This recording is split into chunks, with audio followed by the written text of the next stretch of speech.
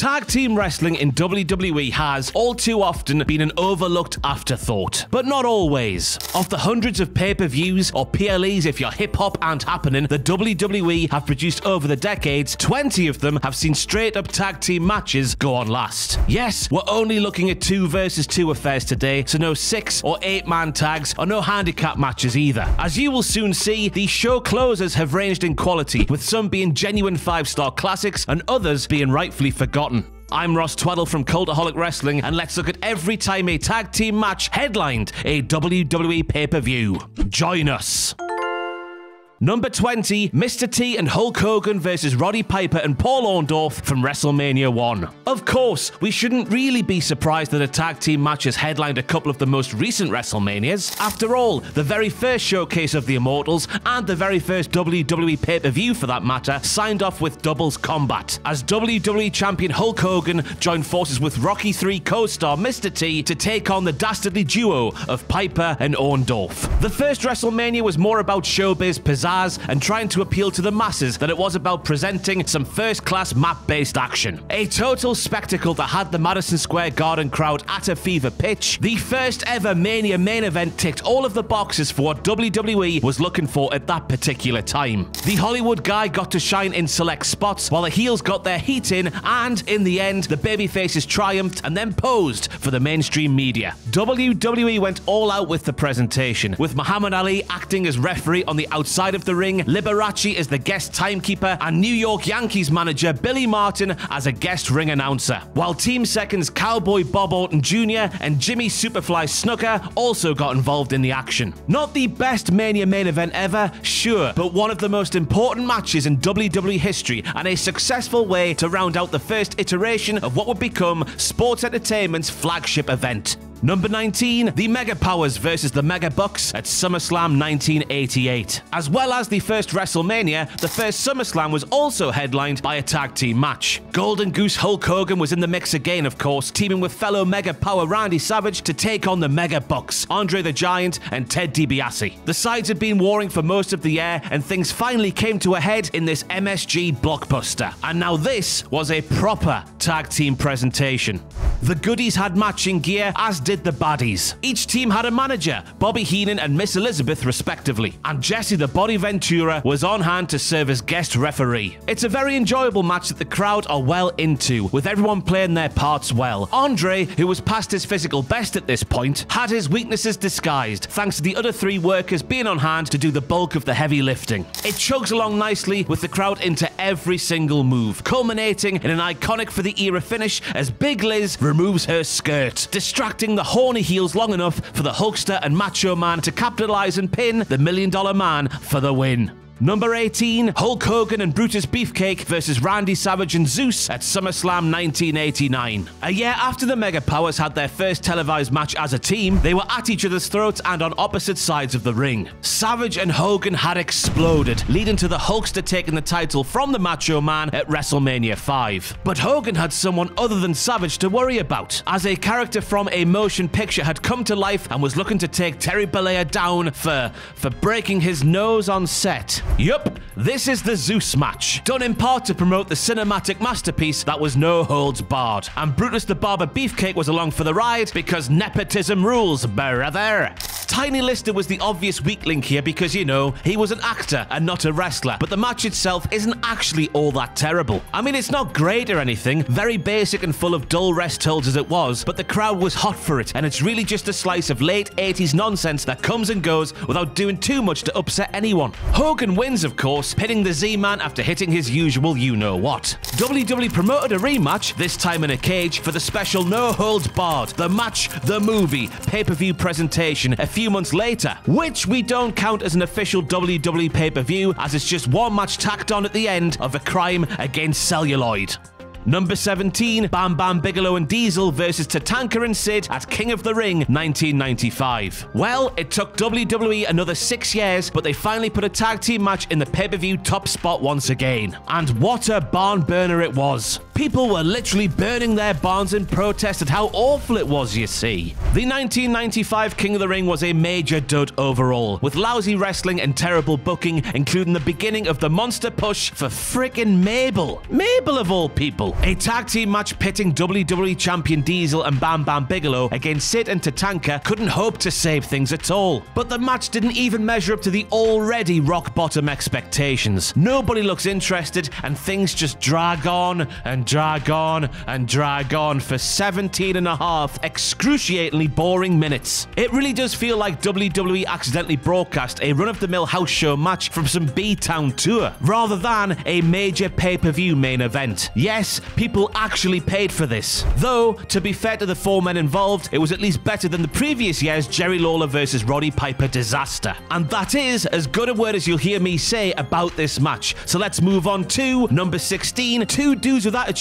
versus Yokozuna and the British Bulldog at In Your House triple header. It took WWE just a few months to book another tag team match in a pay-per-view main event spot, though the headliner of the third In Your House event was a far more intriguing prospect than the Dirge from King of the Ring. Diesel was once again involved, but this time his WWE title would be on the line, as too would his partner Shawn Michaels' Intercontinental title, as too would the tag team titles, which belonged to Owen Hart and Yokozuna. Owen mysteriously didn't turn up, however, so his brother-in-law Davey Boy Smith pulled double duty and took his place. As far as match quality goes, this was just about average, following the formula to a T before Hart suddenly reappears for the finish. Despite being the fresh man, he immediately succumbs to Big Daddy Cool's jackknife powerbomb, and the Two Dudes with Attitudes walk away with the tag straps, which they held for about 24 hours as the victory was overturned the next night on Raw. It turns out you can't legally pin someone who isn't technically in the match when the opening bell rings and just wanders out there to take the fall. Number 15, Steve Austin and The Undertaker versus Mankind and Kane from Fully Loaded 1998. Goodness me, look at the star power on display here. Fully Loaded is right. Following the events of the historic 1998 King of the Ring pay-per-view, the main dispute on WWE television was a four-way affair between Steve Austin, Kane, The Undertaker, and Mankind. Heading into Fully Loaded, Vince McMahon booked a tag match between the teams of Stone Cold and The Phenom and the Big Red Machine and Hardcore Legend. When Kane and Mankind beat the New Age Outlaws to win the tag belts in the run-up to the show, it became a title match. Regrettably, the combined star power of the foursome doesn't quite make up for a dreary effort. Considering the main event of the next pay-per-view, SummerSlam of course, had already been announced, this match felt like a foregone conclusion, and very much like it was only really there to bridge the gap between it and the King of the Ring. The action, such as it was far from inspiring, and the whole Can Austin Trust the Undertaker storyline thread didn't exactly create a ton of drama. In the end, Taker did cooperate, tagged himself in, and got the win for himself and the Texas Rattlesnake. Number 14, the two-man power trip versus Brothers of Destruction at Backlash 2001. The next time WWE promoted a tag team pay-per-view main event was almost 3 years later, with Austin, Undertaker, and Kane all involved once again. Triple H was added to the mix as this was the point in time that the so-called two-man power trip were running rampant over the WWE roster, and it was up to the Brothers of Destruction to try and stop them. Like at In Your House triple header, everyone in the match's titles were up for grabs, meaning whoever was pinned would lose their gold. The match itself is alright, even good in parts, full of twists and turns, ebbing and flowing for a bit too long actually, because at 25 minutes this is a good 7 or 8 minutes longer than it needed to be. To be truthful, there's no great deal of suspense when it comes to the inevitable result, which is Triple H pinning Kane to give the power trip the tag team titles. Credit to both teams for going out and putting in the work of course, but next month's Judgment Day with the 4 men split into 2 singles matches was a lot better. Number 13, the Dudley Boyz versus Tommy Dreamer and the Sandman at ECW One Night Stand. Sorry for those of you who want to call this an ECW pay-per-view, but this was a WWE presentation all the way, as they utilized the intellectual property of a brand they owned. The first One Night Stand was a triumph, giving fans who perhaps missed ECW's glory years a taste of what was best about the promotion, while simultaneously providing a nice big slice of nostalgia for the diehards that long to see it brought back from the dead. Careful what you wish for, of course, ECW fans. Hindsight could be a horribly cruel mistress at times, can't it? After some lucha, some technical wrestling, and some brawling earlier in the card, it came down to a good old-fashioned hardcore scrap between 4 of the original ECW favourites. Featuring a plethora of run-ins, weapons-based violence, and other surprises, the match between the Dudleys and Dreamer and Sandman wasn't a great wrestling match by any stretch of the imagination, but it was absolutely perfect for this environment. It also ended at the right time with a very impressive move, as Dreamer was powerbombed through a flaming table. Number 12. John Cena and Batista versus King Booker and Finley at Armageddon 2006. Armageddon 2006 was, to be blunt, gimmicked out the wazoo, wherever the wazoo might be. The card featured not only an Inferno match, but also a 4-team ladder match for the WWE Tag Team titles, as well as a last ride match between The Undertaker and Mr. Kennedy. How odd then that WWE presented a bog-standard tag team match as the show's main event. The Animal had been feuding with King Booker and Finley for an age, and was allowed to pick any partner of his choice for this match. You can't knock the choice as far as star power goes, and it was cool to see the WWE Champion and World Heavyweight Champion teaming up on the same show during the brand split era. But that's about where the novelty ends, because as a match, this was about as run-of-the-mill as a mill runner running their mill. They kept it short and to the point, but it played out exactly how you would expect it to, with a little miscommunication and hornswoggle interference, by the way, allowing Big Dave to hit a Batista bomb on Booker T for the win.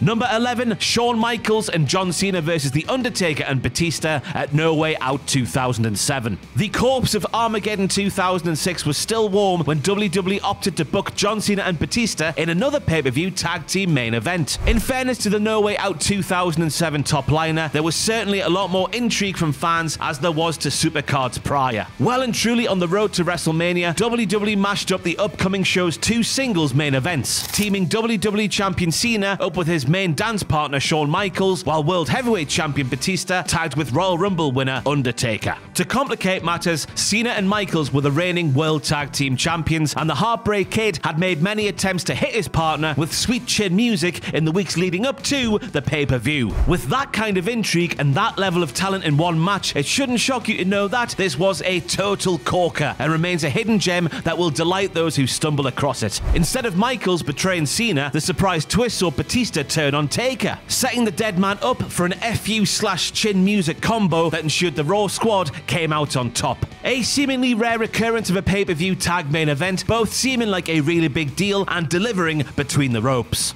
Number 10, Legacy versus D-Generation X at Hell in a Cell 2009. DX's first order of business after reuniting in the summer of 2009 was a feud with a couple of second and third generation upstarts. Triple H and Shawn Michaels won the first match at SummerSlam, with Rhodes and DiBiase Jr. taking the second, a submissions count anywhere affair at breaking point. That meant a decider was in order, and it was booked to take place inside Hell in a Cell at the namesake pay-per-view. Preferred to close the show ahead of the World Heavyweight title match between CM Punk and The Undertaker, and the WWE title match between John Cena and Randy Orton, both of which also took place inside the cell, the pressure was on for them to deliver. Pressure? What pressure? DX and Legacy rounded off a very good show in style by having a heated grudge match that put the feud to bed in emphatic fashion. Rather than cheeky rascals who like to play pranks, this was a DX comprised of 2 battle-hardened veterans who simply had had enough of their youthful opponents and got their revenge to end the dispute. No suck-its necessary. Number 9, Jericho versus D-Generation X at TLC 2009. Well, after their performance at Hell in a Cell, it's really no wonder that WWE would have DX headline again a couple of months later. In equally gimmicky surroundings, Shawn and Hunter got the nod, once again pipping a WWE and World Heavyweight title match to the post. There wasn't much of a storyline with Jericho going in, but everyone involved had history with the others, and Jericho and Big Show had been holding the unified tag team titles for almost 5 months. The prospect of these 2 teams having a tables, ladders and chairs match basically sold itself. And just like the previous time they were entrusted to main event a stacked pay-per-view, the DX lads came through and delivered a rousing main event. With the tag titles literally hanging in the balance, the 4 men went all out, smacking each other with the plunder and taking some gnarly bumps as furniture, including the ladder, broke around them. DX came out on top of the ladder, of course, to win the tag titles together for the first and only time.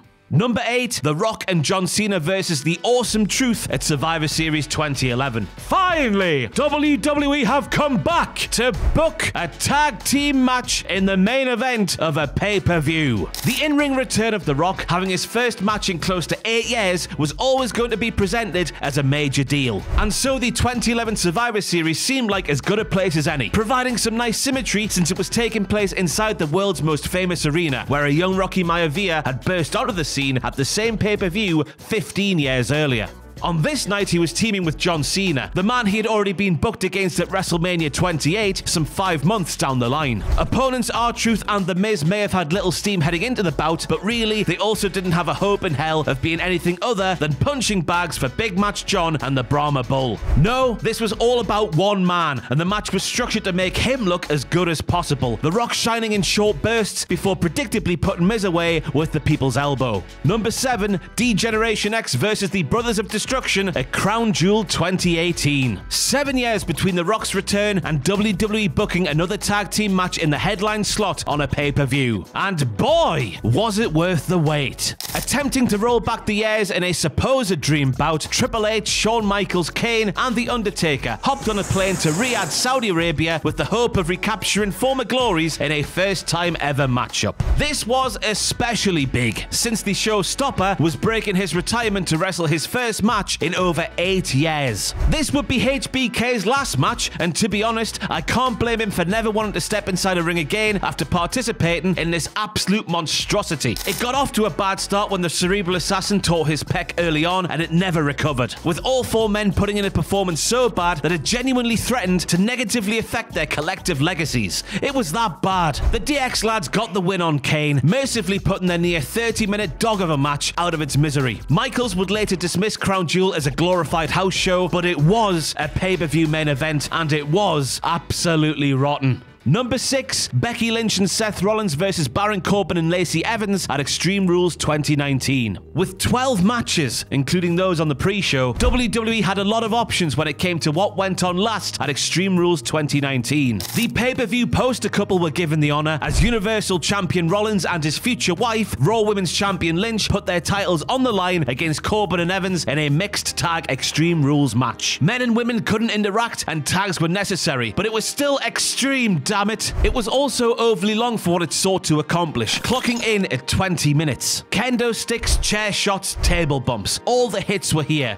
And, to be fair, they wrote fans in enough to make them believe Baron and Lacey actually had a shot at snatching the gold. They didn't, of course, and the big emo architect pinned the Lone Wolf after Corbin hit Becky with the End of Days, and he unleashed the full force of his fury with a barrage of chair shots and 3 curb stomps in response. Seth's fury was no match for a surprise appearance from Brock Lesnar, however, as the Beast Incarnate successfully cashed in his Money in the Bank contract to win the Undisputed title and turn the previous match into an instant afterthought. Number 5, Becky Lynch and Charlotte Flair versus the Kabuki Warriors from TLC 2019. It took until 2019's Tables, Ladders and Chairs pay-per-view to see the first all-female tag team pay-per-view main event. In it, the Kabuki Warriors put their women's tag team titles up for grabs against Lynch and Flair. Not only were the 4 ladies making history, but they also really had their work cut out for them to save what had rapidly turned into a downright awful show. Sadly, they were unable to do it. The effort was there, but the match was marred with botched spots left, right and center, and a dead crowd who had long since given up on enjoying the event as a whole. Also, it dragged on for 26 minutes, with the crowd getting so fed up at what they were seeing, they completely turned on it and started booing the wrestlers, including poor Kairi Sane, who had clearly suffered a head injury early on and really should not have been out there. Asuka won the match, but the last act of the broadcast went to Roman Reigns and Baron Corbin, who prolonged the torture by brawling back into the arena so that the big dog could hit a spear and send the fans home happy.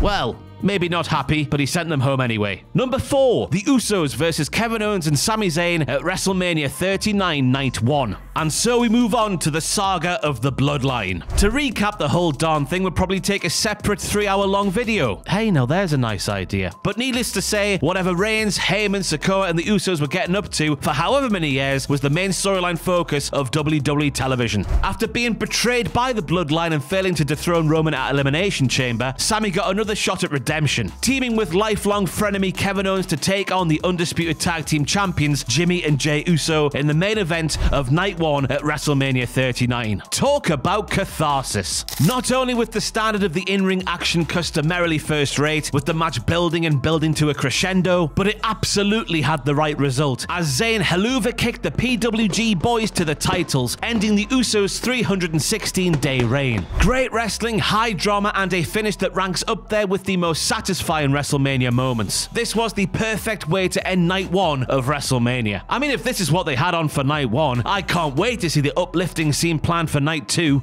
Number 3. Kevin Owens and Sami Zayn versus Roman Reigns and Solo Sikoa at Night of Champions 2023. After Jimmy and Jay failed to regain the tag titles in a rematch with Zayn and Owens on SmackDown, Paul Heyman gave the Bloodline's next opportunity to do so to Reigns and Sikoa. Taking place at Night of Champions, the event marks Sami's first appearance on one of WWE's major Saudi Arabian shows, and the first time that Owens had appeared on one in 5 years. Not that he needed to, but the incredibly popular Zayn further endeared himself to the Jeddah crowd before the match by cutting a promo in Arabic. With the fans in attendance firmly behind them, Owens and Zayn battled to keep their titles in a pretty decent match that maybe dragged on a little longer than it needed to. Towards the end of the contest, the Usos emerged for some more Bloodline drama, a stereo super kick accidentally hitting Solo. An infuriated Roman confronted his cousins, but Jimmy decided he'd had enough of being talked down to and blasted the undisputed WWE Universal Champion with 2 super kicks, leaving Solo prone for a stunner slash Helluva kick combo and another well-received victory for Kevin and Sami. Number 2, the Usos versus Roman Reigns and Solo Sikoa from Money in the Bank 2023. Well, all that super kicking wasn't going to go unanswered now, was it?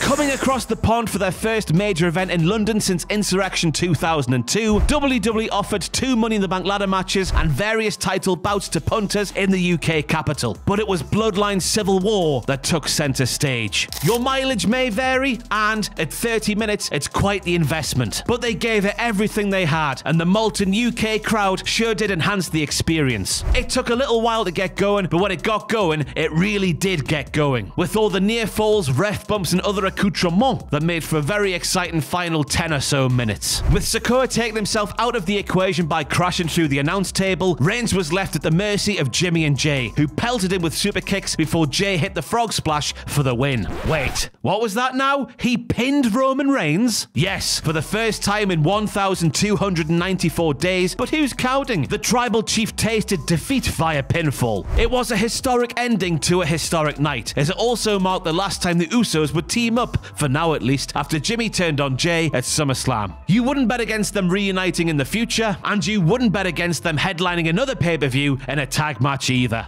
And number 1, the Bloodline versus Cody Rhodes and Seth Rollins from WrestleMania 40 Night 1. If Cody Rhodes and Seth Rollins won, it's a straight-up singles match between the American Nightmare and Roman Reigns for the undisputed WWE Universal Championship on Night 2 of WrestleMania XL. But if The Rock and Roman Reigns won, then Mama Rhodes would be in bits, as the title match would be contested under Bloodline rules. The chapter before the final chapter of Cody Rhodes finishing his story saw the final boss have his first WrestleMania match since WrestleMania 29, because 6 seconds against Eric Rowan doesn't even count, right? Thanks to a 10-week training camp, and despite temperatures that saw Michael Cole turn into Michael Fish numerous times throughout the evening, the final boss looked just that on night 1 of Mania 40. From his entrance to the People's Champion title belt bestowed upon him by the widow of Muhammad Ali the night prior at the Hall of Fame, to his calves being accentuated like the good old days, to him telling the referee he'd be fired if he continued to count the Great One out, to Seth Rollins helping to make him look great as this tag team match was split into 2 singles matches for a fair old period of time. That's not saying The Rock was carried by Seth Rollins, by the way, but having someone like Rollins to dance with certainly helped him along. 44 minutes and 35 seconds was split into 2 defined chapters, with the crowd and entranceway brawling giving way to literal wrestling bombs being thrown around the ringside area. Cody Rhodes put The Rock through the announce table with the Brahma Bull's own move. Roman Reigns speared his own cousin after he'd also eaten a Cody cutter. A double pedigree spot was seen, where The Rock's arms literally couldn't be put in position properly because he's that swole. Mama Rhodes shouted, "Bull!" Eventually, a whip crack of that weightlifting belt that had Cody Cody Rhodes' blood splattered all over it during that segment on Raw turned the tide and allowed the final boss to hit a rock bottom and a people's elbow to leave Cody Rhodes, as Michael Cole put it on commentary, screwed for night 2. A bit clunky in places with the handbrake applied ever so slightly, so the lads were ready to go full throttle on night 2. Night 1's main event set the table perfectly for the final stages and the final chapter of that their story